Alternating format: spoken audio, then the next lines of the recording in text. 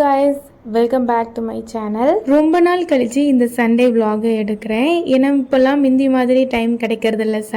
Sunday வந்து work கரெக்டாக இருக்கு. காலையில் எழுந்திரிச்சதும் பிரேக்ஃபாஸ்ட் செய்யறதுக்கு தான் நேரம் கரெக்டாக இருந்தது. அதனால பிரேக்ஃபாஸ்ட் முடிஞ்சதுக்கு அப்புறம் தான் வீடியோ ரெக்கார்டிங்கே ஸ்டார்ட் பண்ணேன். நார்மல் டேஸ்லேயே ஓசூர் கிளைமேட்டை பற்றி சொல்லவே வேண்டாம். பட் இப்போ மழை சீசனுங்கிறனால பயங்கர கூலிங்காக இருக்குது ஓசூர். ஆஃப்டர்நூன் லஞ்ச் ப்ரிப்பேர் பண்ணுறதுக்கு முன்னாடி ஃபர்ஸ்ட் ரைஸ் வச்சாச்சு. அதுக்கப்புறம் தம்பிக்கு இன்னைக்கு காலையிலேக்கு களி தான் கிண்டி கொடுக்கலான்ட்டு ராகி தான் அடுப்பில் கிண்ணேன். சண்டேனாலே மோஸ்ட்லி எல்லார் வீட்லேயும் நான்வெஜ்ஜாக தான் இருக்கும். ஸோ நாங்கள் இன்னைக்கு சிக்கன் தான் எடுத்திருந்தோம். பட் எப்போவுமே சிக்கன் எடுத்தாலும் ரசம் வைக்கிறது ஒரு ரெகுலர் ரொட்டீனாக இருக்கும். என்னுடைய நிறைய வீடியோவில் ரசம் தான் எப்போவுமே மத்தியானம் லஞ்சுக்கு இருக்குது.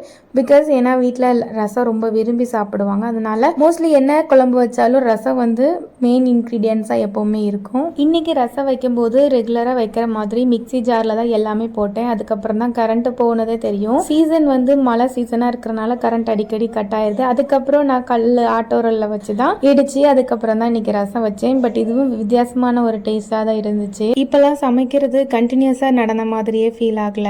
ரைஸ் ஒரு நேரம் வச்சா ஒரு 1/2 hour கழிச்சு தான் அடுத்த காய்கறியே வெட்ட வேண்டியிருக்கு. அது காய்கறி வெட்டி முடிச்சு 1/2 மணி நேரம் கழிச்சு குழம்பு வைக்க வேண்டியிருக்கு.